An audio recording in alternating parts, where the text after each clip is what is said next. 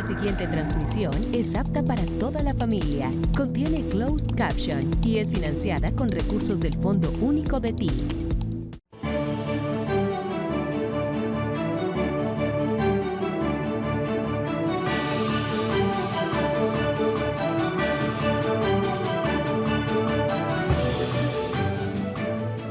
Voy a ser breve de entrada porque son los funcionarios del sector salud que están aquí en su cabeza, casi todos presentes, dadas las circunstancias en que ya estamos. Una campaña a través de la prensa perversa, es la palabra que tengo que decir, premeditada, un plan, no es que sea paranoico, lo vimos en acción. El superintendente de salud me explicará si pudo comunicarse conmigo y por qué. Porque son temas que la prensa no investiga, pero que hay que poner en conocimiento público. Y de algunos voceros, que yo creo que son pagos de las EPS, tratando de confundir a la opinión pública, lo vienen haciendo desde hace meses, con una matriz de opinión. La matriz que quieren meterle al pueblo colombiano es que el sistema de salud de Colombia es muy bueno, que llegó el presidente Petro y ordenó cambiar, y que entonces la crisis actual, que no es más sino la misma de siempre, y eso es lo que aquí quiero que quede claro, el sistema actual es insostenible, porque se roban el dinero y se lo roban a partir de la construcción de un sistema de salud que hay pocos en el mundo y todos van mal por esta misma razón, el de Estados Unidos, el de Chile y otros, porque se sustenta no en el derecho universal a la salud que tiene todo ser humano en cualquier parte del mundo, sino en un sistema de aseguramiento financiero, como si la gente fueran carros, ¿cierto? Uno asegura los carros, uno asegura la casa si es de uno, el banco se la hace asegurar porque la mayoría pagamos crédito, y entonces, claro, el banco dice, si la garantía es la casa, ¿quién me garantiza que si este señor se muere, no me van a pagar el crédito? Entonces le obligan a uno a sacar seguros muy costosos, eso hace parte del sistema financiero, pero el sistema financiero no sabe qué es la vida o la muerte de un paciente enfermo. Eso no se hizo para eso, se hizo para cuidar carros, no para cuidar gente. Seguro de vida es una de las cosas que hay que discutir, entre otras, pero no me alargo por ahí. Sino que eso comenzó en 1993, con la llamada Ley 100, Gaviria no la vivió porque estaba un año de irse del gobierno, pero sí la hizo. Su ponente fue el también después presidente Álvaro Uribe Vélez, era senador en ese momento. Y esa dupla se repitió en varios proyectos de ley muy importantes porque César Gaviria quería mucho a Álvaro Uribe Vélez como senador liberal, que en ese momento era el samperismo, y puso sus principales proyectos, la Ley 50, que flexibilizó la fuerza de trabajo, y es desde ahí que el contrato laboral ya no es contrato laboral, sino que es un contrato civil de corto plazo entre consideran que son iguales, un empleado, pero que considera que es igual que un patrón, que no lo es. De ahí no ha surgido sino acoso laboral y sexual e inestabilidad laboral y disminución del salario real. En términos, y aquí el sindicalismo, y hago ese paréntesis, no ha hecho un indicador que el DANE debe hacer, en mi opinión, que es el salario relativo, que es de la riqueza, llámese PIB, de la riqueza nacional, qué parte va al capital, qué parte va a la fuerza de trabajo en el tiempo. Y lo que descubriríamos es de que desde que se instauró el neoliberalismo en Colombia, cada vez más la fuerza laboral participa menos de la riqueza nacional y los rentistas, que llaman de capital, un mal concepto porque hay rentistas y ganancias productivas.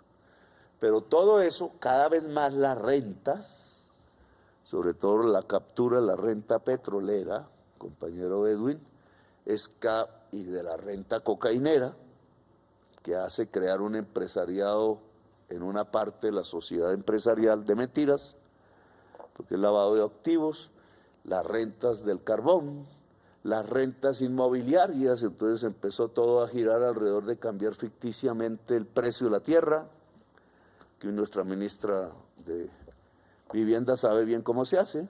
Necesita la firma de un funcionario y una tierra puede sumar 3 ceros en su valor por metro cuadrado, etcétera.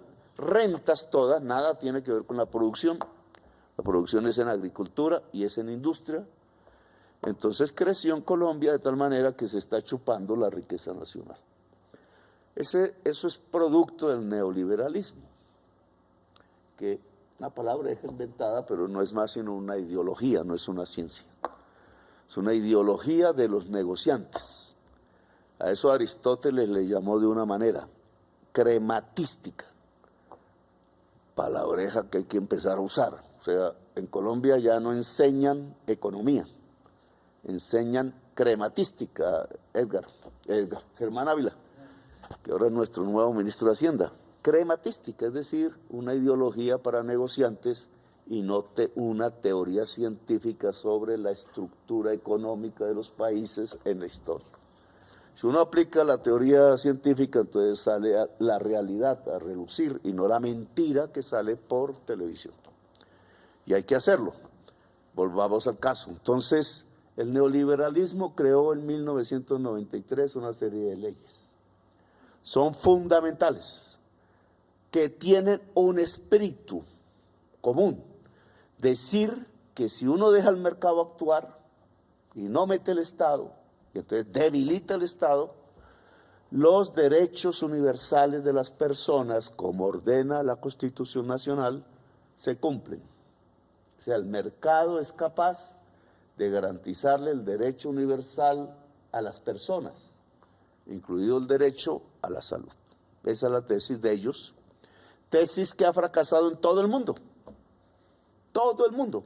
El COVID fue la demostración del gran fracaso de los sistemas de salud privatizados. Yo mismo lo viví en carne propia, en donde me tocó, que fue en Italia. ¿Por qué? No es que nosotros nos estemos metiendo en la propiedad privada, como dicen los mercanchifles en la prensa. ¿Oh? Nosotros nunca le hemos prohibido a un señor que siembre maíz, si quiere sembrar maíz o yuca en su tierra. Lo que le hemos dicho es que siembre, no que la deje suelta, porque si la deja improductiva, está incumpliendo un mandato de la Constitución, y es que la tierra tiene una función social, que es producir alimentos para la gente. Propietario con 1000 hectáreas que no produce, pues está acaparando la tierra y quitándole el alimento a la gente. Aquí no nos hemos metido con los que hacen camisas, solo los hemos protegido del pitufo, que los está quebrando. Ahora el pitufo, bueno, no hablamos de eso ahora, pero nos lo quieren echar encima para ocultar la corrupción en Colombia, y se está haciendo desde la Fiscalía premeditadamente. Y el ministro de Hacienda y la DIAN tiene que darme un informe sobre si en los años que han pasado no se le siguió dando puestos al pitufo, porque fue prohibido completamente, no solo al pitufo, sino a las bandas que compiten con el pitufo, que también lo quieren tener en la cárcel, pero para quedarse con el negocio. Ese es un asunto fundamental en la DIAN. Hemos protegido la producción nacional, la agricultura creció 8%, ni más ni menos. Ahora hay que ir a la agroindustria, ministra, porque si no, la comida que se empezó a cultivar en gran cantidad empieza a perderse. Y la única manera de sostenerlo es con industria. Y hemos logrado que industria no petroquímica, porque nosotros no estamos con agudizar la crisis climática, porque nos morimos todos en el corto plazo, despegue. Nosotros no estamos metidos en contra de eso.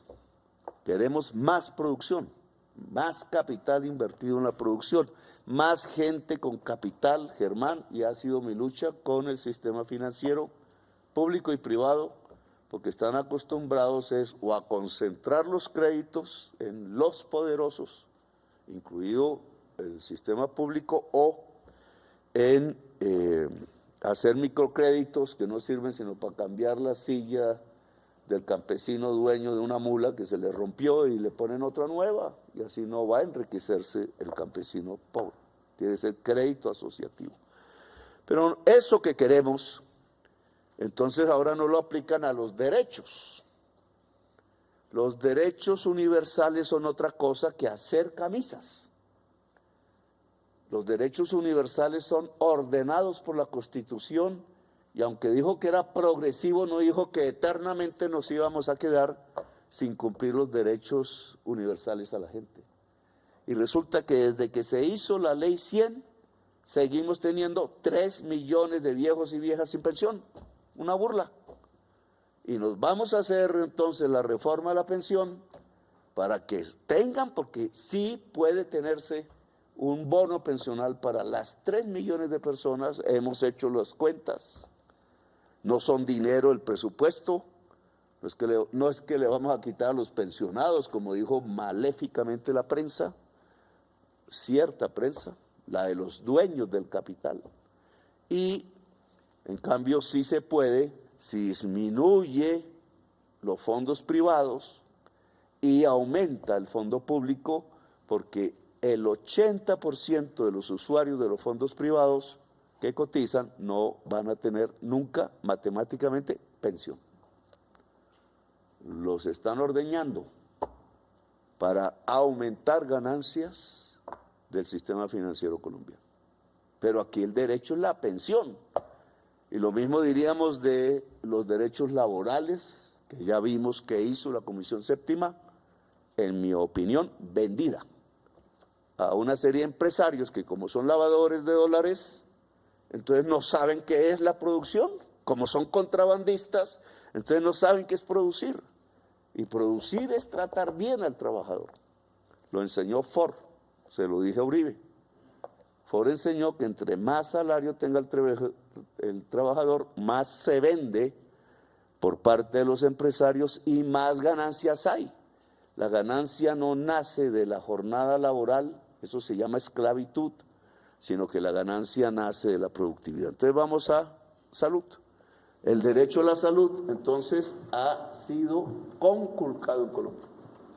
En Colombia solo hay negociantes y una serie de médicos y enfermeras y clínicas públicas y privadas muy esmeradas, no todas, pero sí hay. Pero el sistema se lleva el dinero público, no el dinero privado, dinero del presupuesto nacional, a una serie de bandidos que el fin de semana demostraron que son criminales. Y por eso vino toda esta actitud de tapar la investigación del gobierno y de desacreditar el gobierno para que la gente no se dé cuenta que su salud, no en el caso de la enfermera o del médico o del hospital, la están manejando unos negociantes que son capaces de matar al paciente por guardar una serie de medicamentos con la intención de que el proyecto de ley no se apruebe en el Congreso, y entonces ellos siguen captando decenas de billones de pesos del presupuesto en forma de ganancias particulares que se llevan al bolsillo y sacan del país. Entonces ahora sí podemos abrir entonces la información del gobierno a la población.